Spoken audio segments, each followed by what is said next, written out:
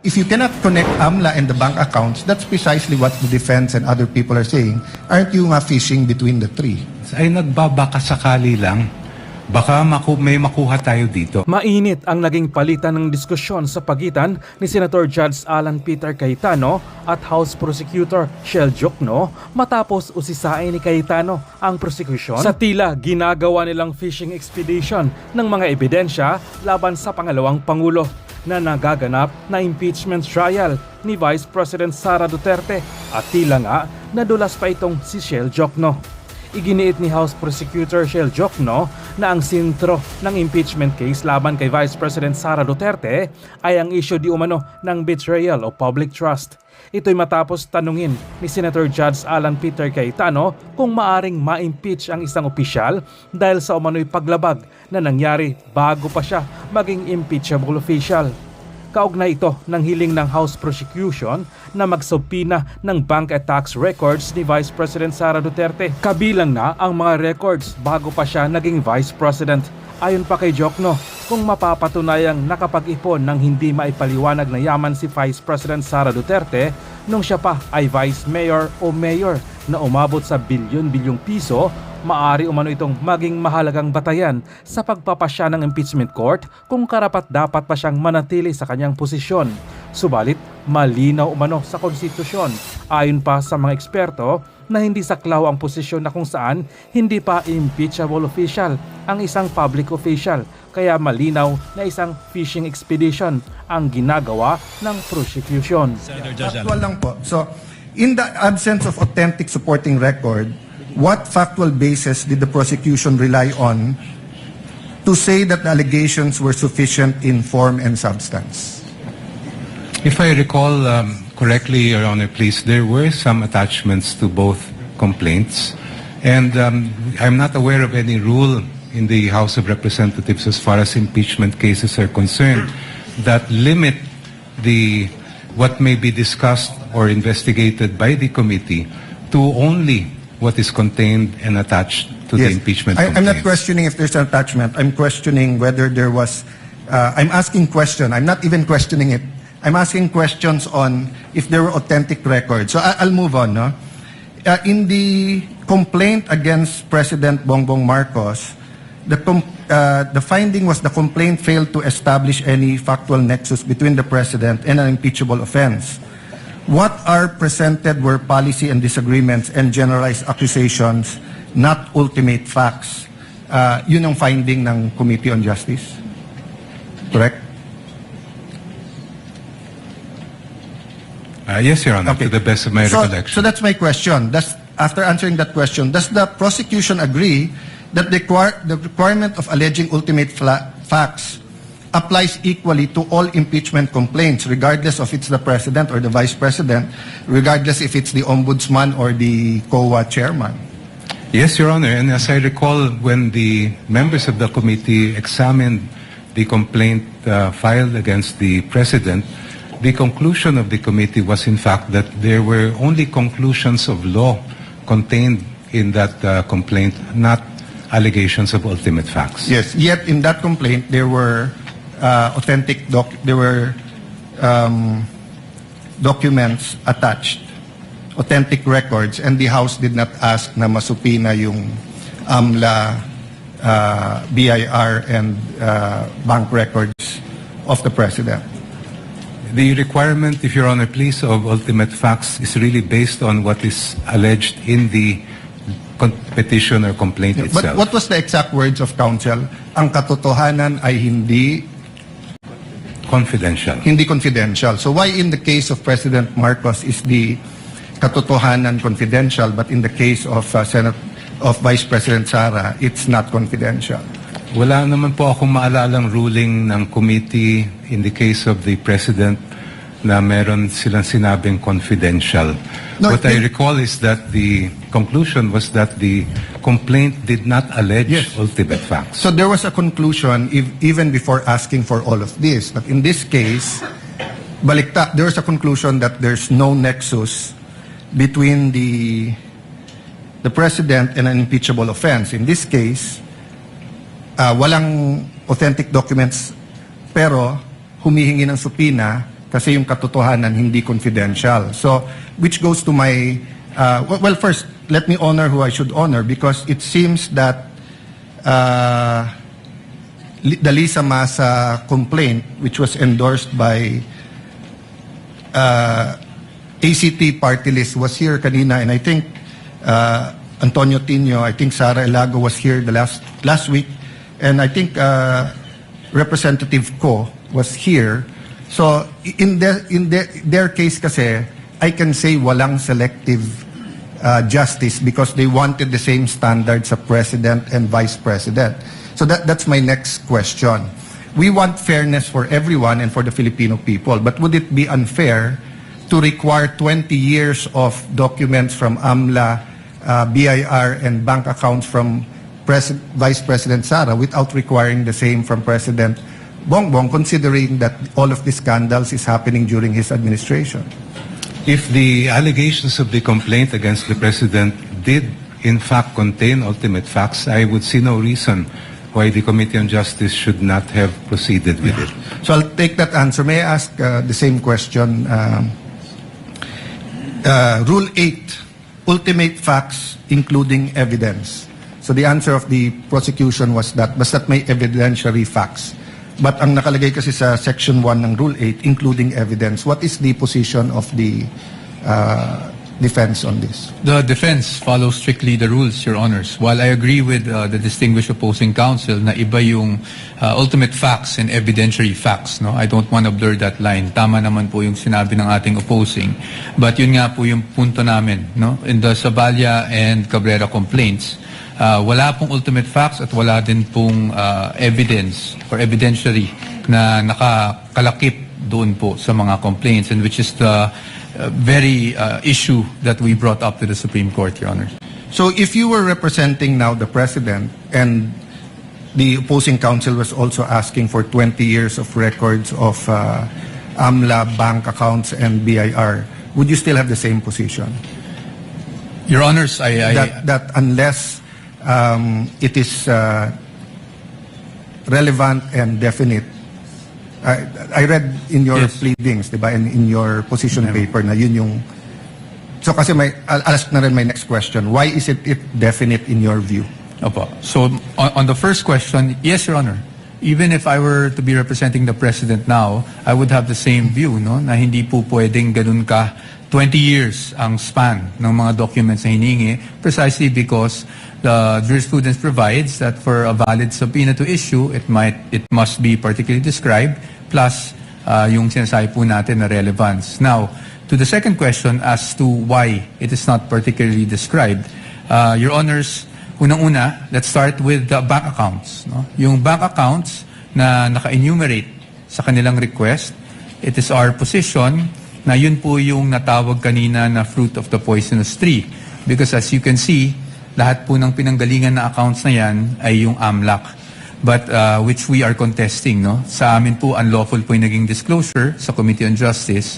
But more importantly, pangalawa, aside from just the mere bank accounts, the documents they're asking, Your Honors, while they are specified, kung titingnan mo talaga ng mabuti kung anong hinihingi nila, they're asking for all bank records, without any assertion as to why all of these are relevant to prove whatever allegation they have stated in the articles of impeachment. I'll skip many questions here and go to that question. But to be fair, Congressman Dioknos, you said that's an exclusive authority, right, power of the House. So if I want to question the difference, I'll do that in either the Senate or as a private citizen. So I won't go into that. But I ask that now in context of whether or not the certain parameters in the subpoena you're asking for is valid or not.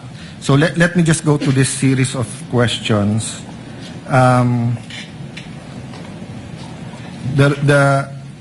This is really a discussion into what is substantial facts, what's ultimate facts, what's essential facts, what are...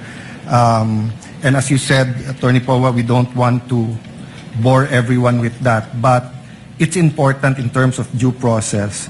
So basically, diba, the ultimate facts are that establish the charge, in this case, unexplained wealth. So let me put it this way in my question to attorney and Congressman Prosecutor Joke. No. So like if I say that may kilala akong politiko, commissioner ng ganito or congressman, senator, whatever, ang SALN niya was 1 peso or what's a reasonable amount. SALN niya was 1 million, 20 years later it's 20 million versus the commissioner of BIR in 5 years it gained 50 million compared to this congressman nito. Then I said, eto lang income niya, unexplained wealth yan. In your view, is that sufficient na for the impeachment court then to issue the subpoenas? Or do you have to specify na, for example, you say that that commissioner, sa SALN niya, he only had 2 cars, but he actually has more than 4. Therefore, penging subpoena para sa LTO. O that commissioner, ang sabi niya, isa lang ang bahay niya. Pero subpoena sa LRA kasi 4 ang nakita namin. Diba? Kasi on the later examples, medyo mas malinaw yung ultimate facts. Pero yung pag sinabi mo lang, eto SALN, eto tumaas, which was my point actually in my last few vlogs, that just because tumaas yung SALN, that doesn't mean that there's ill-gotten wealth. But my question there was, does that give us now the authority to get the bank accounts, the AMLA and the BIR? Because whatever we do in the impeachment court is for impeachable officers. But nanonood din yung Sandigan Bayan, nanonood din yung RTC, MTC, nanonood din yung Supreme Court. So whatever rule we have here, that will influence then how we deal with barangay captains all the way to anyone who's not impeachable, no? For unexplained wealth, Your Honor, I believe the ultimate facts must include the following. First, that the person involved amassed wealth. Second, that that wealth is manifestly disproportionate to that person's lawful income. So kailangan po natin makita kung ano yung kanyang kayamanan at kailangan natin ikumpara doon sa lehitimo niyang kinita. And that can be only determined by looking at the records that we are requesting from this honorable court. No, but if you're just looking at the SALN at yung kinita niya, so I'll give you a example. No? I won't name the person para walang mag-react. But he was senator, I think in 1987, an outstanding human being. And he was telling us, etong lupa na to, nabili ko ng 1980 o 1970 na 50,000. Oh, nabenta ko ng 1990. Kaya lang sa SALN, ang nakalagay kasi doon, yung acquired cost. So, nilagay ko 50,000. So, kung titignan mo kami, then he named some other great senators, etc. na kasabayan niya, congressman at dito. Titignan mo, si senator ganito, kami, lahat. O, ang SALN namin, baka 5 million. Pero yung 100,000 na lupa na binili namin, baka 5 million, 20 million, 30 million. So, if one of those officials suddenly sold the property and then placed the money that came in. So let's say the 100,000 property was sold for 5 million, but then, for example, pinang-blow out niya sa pamilya yung 500,000 before December 31 of that year, mag-i-increase yung kanyang SALN by 4.5 million. So if you just compare his income na sweldo niya with that will not show you that he has ill-gotten wealth. So compared na pagka inallege ko na ang sweldo niya 200,000, eto, pero bakit may bahay siya sa ganito, nawala sa SALN niya. Diba? So I agree, nasundan natin yung ebidensya. If the SALN is much more than what you're making, that could spark your curiosity, your suspicion, and continue to investigate. But do you make the conclusion now and file the impeachment case that since malayo yung SALN sa income, therefore ill-gotten yon, without giving that person a way to explain before you subpoena every single document about their lives? That's precisely why, Your Honor, they call it unexplained wealth. Doon po natin malalaman yan sa mga dokumento. No, I agree. Ngayon, kung they call it Go ahead, sorry. I'm sorry, Your Honor. I'm sorry. I'm the one. Please continue. Kung halimbawa sa binigay niyong example ay nag-appreciate yung value of the land, then I would not call that unexplained. I would call that explained wealth. Yes, but you're introducing a new concept now, unexplained wealth versus ill-gotten wealth. I agree with you. Unexplained wealth is that if you look at the SALN at hindi tumutugma, may may unexplained wealth. That's why you ask them to explain it. And then pag hindi maganda yung explanation and may ebidensya ka, then you can go against that person for ill-gotten wealth. Diba? But like in certain parts here, I saw some that I would consider even without asking you evidence. But for example, yung mga kumpanya. Sabi dito, lugi yung kumpanya. So kung lugi yung kumpanya, hindi makaka-contribute yun sa kanyang ill-gotten wealth kung meron man. So why are we getting all the documents about those companies? Doon pumapasok yung criticism ng iba. Is this a fishing expedition? Kasi if I had 5 companies and they were all making money and supposedly I only own 1% of that company but I'm getting half of that income, I would agree with you, isupina lahat yan. Tignan natin yung flow niyan, baka yan yung pumasok sa akin. Pero lugi nga yung mga kumpanya eh. As an example, as an example. So that's my point. Is it enough in the view of the prosecution panel just to allege malaki yung salin mo, bigger than your monthly sweldo? Both of us agree. It's unexplained. But is it ill-gotten? Or do you need more allegations to show that it was ill-gotten?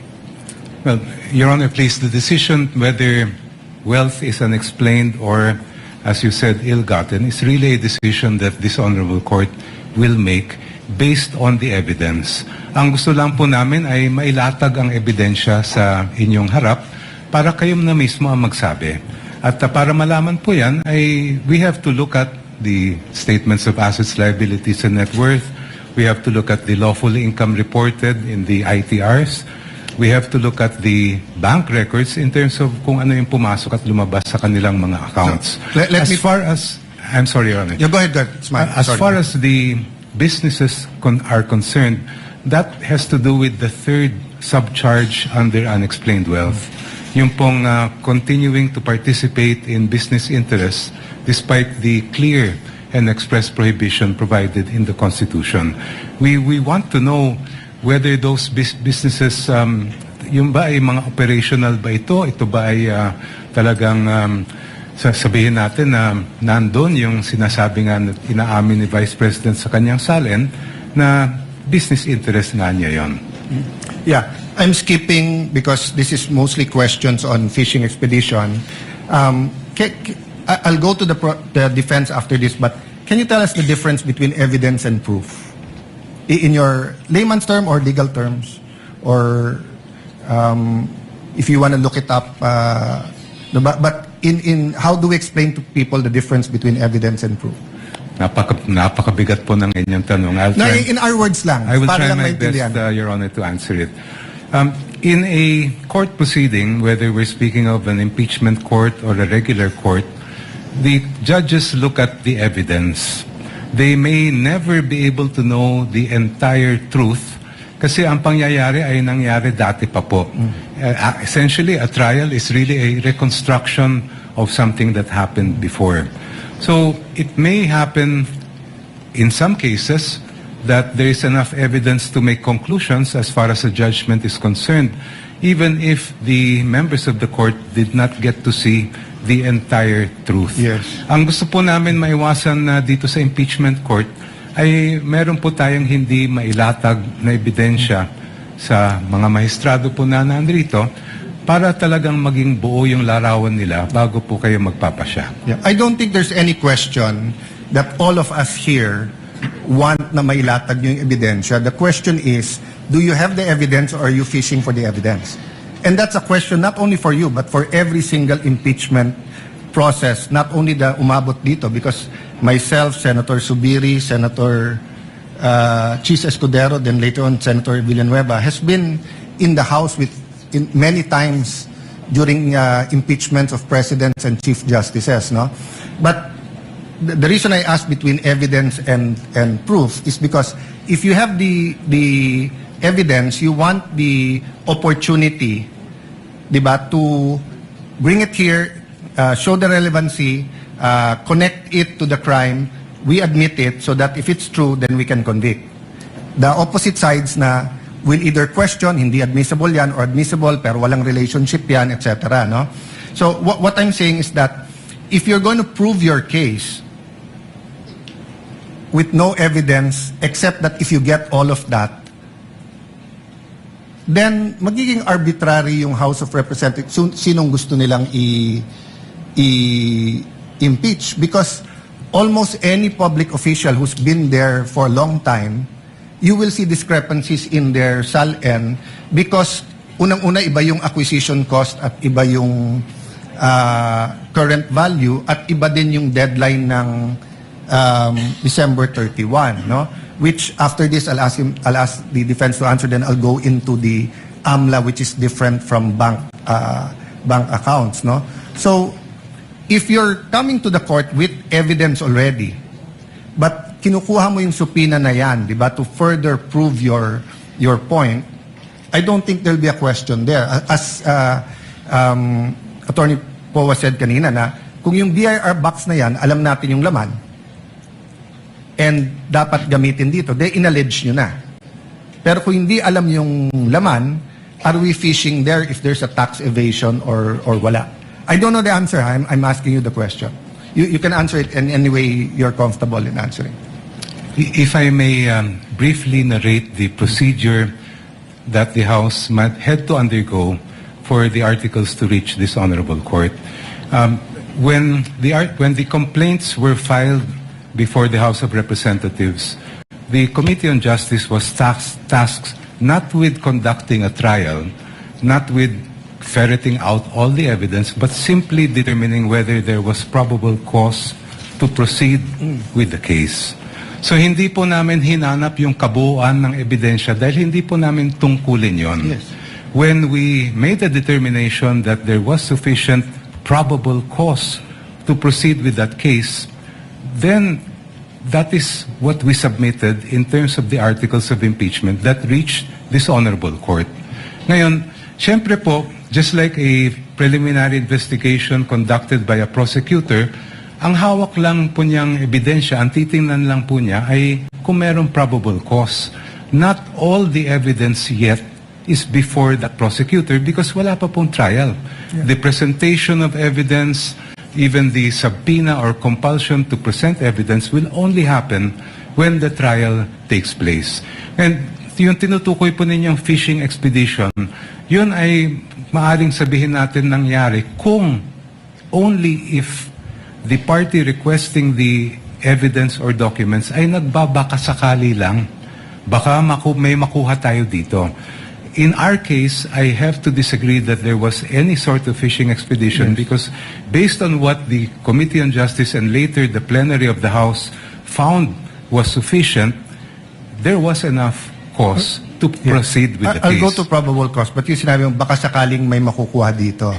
You said hindi ganon. So anong makukuha natin if we grant all the subpoenas you're requesting? The evidentiary facts, Your Honor, that were not yet hindi pa nakita ng House nung ang ginagawa lang po namin ay determinahin ang probable cause. So nagbabaka sakali din? Hindi po. No, kasi you said... Because there is basis for requesting for so the bank what will records. you see? You still don't know what you'll see. We are basing the request for the bank records on the evidence and information provided by the Anti-Money Laundering Council, which appears to show that there were billions of pesos that went through the accounts of the Vice President during that Let's go period to that of time. with the permission of the defense, then I think you're listing down naman. So the Anti-Money Laundering Council, no, does not deal with income. They deal with flow, right? So pag sinabing billion, that doesn't mean that a certain official has billions in their account. So meaning if I have 1 million pesos deposit on January 1, and then on January 5, I take it out and put it in time deposit for 1 month, and 1 month later it comes out with 2% time deposit, hindi na 1 million yon. 1 million in, 1 million out, 2 million, 1 million in the time deposit, 3 million. Paglabas na may 2%, 1 million 2 pesos, 1 million 2,000 pesos, 4 million na yon. So hindi evidentiary yun, speculation sa ikot ng pera. Meaning, all I have to do is find someone with a bank account and give them a long enough period, and I will say that they have hundreds of millions or billions. Precisely, Your Honor, that is why we want the bank records to be produced. Because, as you mentioned, the only reports submitted by the Anti-Money Laundering Council pertain to covered and suspicious transaction reports. They do not show us the exact balances that were contained And in those bank accounts. And it is only the bank records that will provide that information. Agree. And it's suspicion. When you say suspicion, that does mean necessarily suspicion that it's attached to a AMLA crime. But it could be suspicious meaning 6 months walang gumagalaw. Biglang everyday ngayon gumalaw. Diba? Yun yung definition ng part ng definition ng AMLA. But if you cannot connect AMLA and the bank accounts, that's precisely what the defense and other people are saying. Aren't you nga fishing between the three? Fishing means hindi mo pahawak, so you're trying to get a fish, in this case, a very big fish. Diba? So, pag sinabing hindi fishing expedition, meron ka ng ebidensya. But you want to prove that in court, and you need that to prove it, but you know what to prove already. If we bring Your Honor's logic to its conclusion, that would mean that the Committee on Justice would have to conduct a full-blown trial, get all the evidence at that level, so that we do not have to fish anymore when we get to this court. When that is not the contemplation of the procedure for impeachment under the Constitution. I won't argue what the what the House. With the permission of the gentleman who have the floor, Senator Cayetano.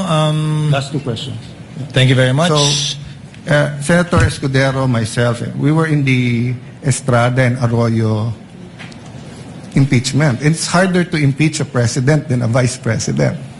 Diba? But whether it was accounts, anong laman, property, kotse, we did our homework. So it's not my place to tell you did or not. Kaya nga tinatanong ko, may ebidensya ba o wala? Or is it a fishing expedition or not? But as I said a while ago, I won't argue. So I have one last question after that, but I'll go first to the defense. In the context of what I asked, no? Between those two examples, eto salin mo, eto income mo, malaki salin mo, we can agree it's unexplained. Kasi nga, you need to explain it further. But is it automatically ill-gotten wealth? No, Your Honor. So if it's not automatically ill-gotten wealth,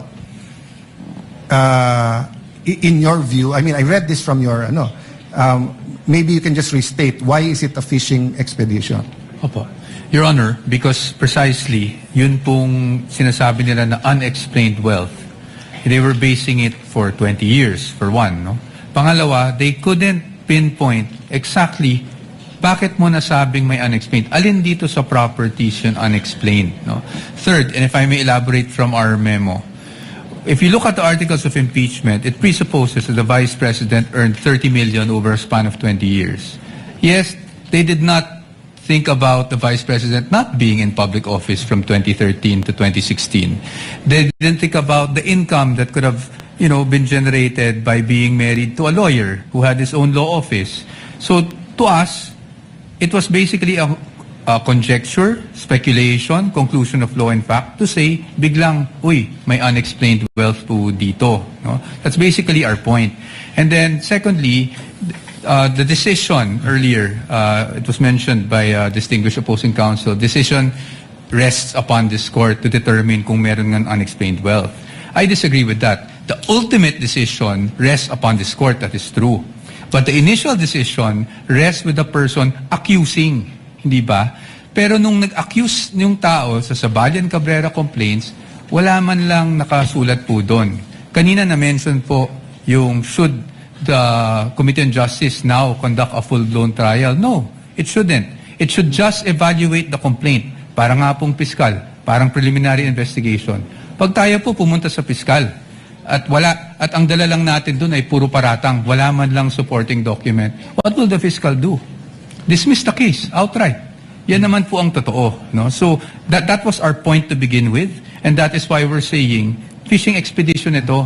Kasi hindi mo man lang ma-pinpoint kung anong transaction yung sinasabi mong nag-amass ang Vice President natin. Anong taon na nag-amass yung Vice President natin ng ill-gotten wealth or unexplained wealth. At dahil doon, ngayon, we're asking for records spanning 20 years, both, BIR records, bank records, AMLAC records, which they already have, actually, from the Committee on Justice. Pero, hindi natin ma-pinpoint alin ba talaga dito. We cannot specify kung ano yung act, ano yung omission na ginawa niya na nakapag-amass siya ng unexplained wealth. Talking about both parties talking about the fiscal or prosecutor, actually binago na rin ngayon. Probable cause with reasonable certainty mako-convict. So meaning you go to the fiscal's office that you point out ano yung crime, sino yung gumawa ng crime, and yung preliminary evidence mo might not be enough to convict at that time, but enough to say na hindi lang to marites. So if I go to the fiscal's office or ombudsman saying this senator has 150 million in SALN, 10 years ago it was 50 million, therefore it's ill-gotten wealth, and then wala pa akong ibang dala except yung magkano sweldo dito, I doubt the fiscal will file that case. But if I tell the fiscal that he has 2 cars in his SALN, but eto, I see him using 4, then give him the opportunity. But I can subpoena the LTO. Na kanino ba yung plate number na yan? Baka namang nasa kapatid talaga niya, no? But the last set of questions, I'll just ask it once, no? So I think everyone understands naman the subpoena regarding the Vice President. The issue was really the dates and how specific or hindi. Actually 2 questions. The corporations, do you not have to pierce the corporate veil, considering there's no allegations in the articles that these companies were used to amass ill-gotten wealth? In fact, I haven't read everything, but so far sa binasa ko, is hindi kumikita tong mga kumpanya na to. Because there's a Supreme Court decision that if it's a joint account, may rights din yung isa. And I don't even know if we informed all of those companies that we might subpoena their records. So did we give them that opportunity? Isama ko na yung last question, Mr. Presiding Officer, and I won't follow it up, no? But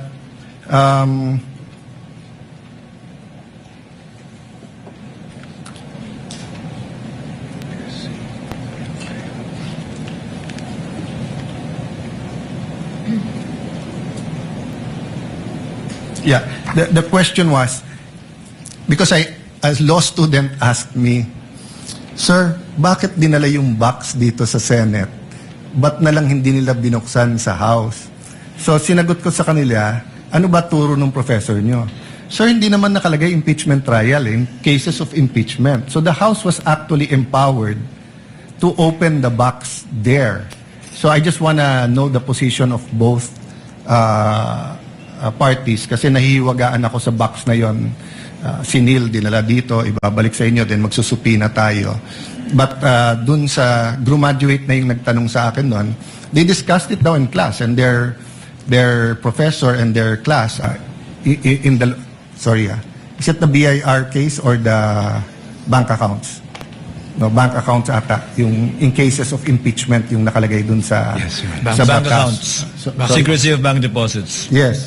So ang question niya, let me rephrase, is that, did you do that there? Kasi if you did that there, hawak nyo na ngayon. Hindi na namin problema sana. No?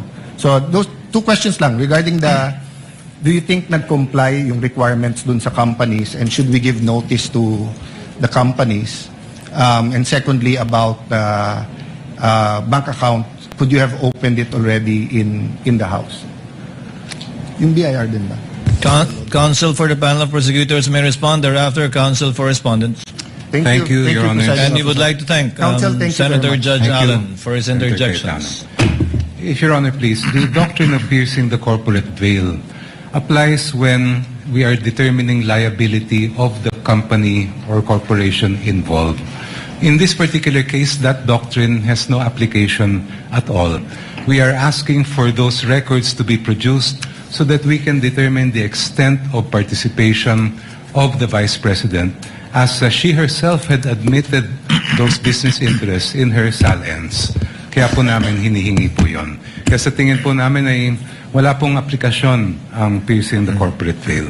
Second, as far as opening the box is concerned, while it is true that under Republic Act 1405, there's no qualification that impeachment trial lang po ang pwede. As I understand it, it was the better judgment of the committee out of sheer discretion and prudence not to, because at that time we were already being bombarded with petitions left and right seeking to restrain our proceedings, and we felt that it would be more prudent to bring the matter to this honorable court. Thank you. Your Honor. Counsel for the respondent. On the first point, Your Honors, on piercing of the corporate veil, para sa amin, pwede lang naman under jurisprudence mag-pierce ng corporate veil. Ibig sabihin, kasi separate and distinct personality mga korporasyon, you can pierce that veil if there's an allegation of fraud. And in this case, wala naman pong allegation ng fraud. Pangalawa, kung totoo po na talagang hinahanap lang po ng kinakagalang-galang na prosecution ay tungkol dun sa divestment issue, then they will not need the tax records, the bank records, or even the AMLAC records of these companies, because all they need would be the GIS. The General Information Sheet would show you exactly the extent of the interest of the stockholders, hindi po ba? Pangalawa, pagdating naman po dun sa what's our position, pagdating sa bank secrecy and the exception on cases of impeachment. Sa aming pananaw, at the committee level, meaning Committee on Justice, ay hindi pa po applicable yung exception na ito. And we are holding on to the ruling of Marquez versus Ombudsman or Desierto, I believe, no? Wherein it was said na pagdating sa preliminary investigation, hindi pa po applicable yung mga exceptions under the Bank Secrecy Act, and there has to be a pending case before such bank documents are in fact subpoenaed. That is our position, Your Honors. Thank you, counsels for the party.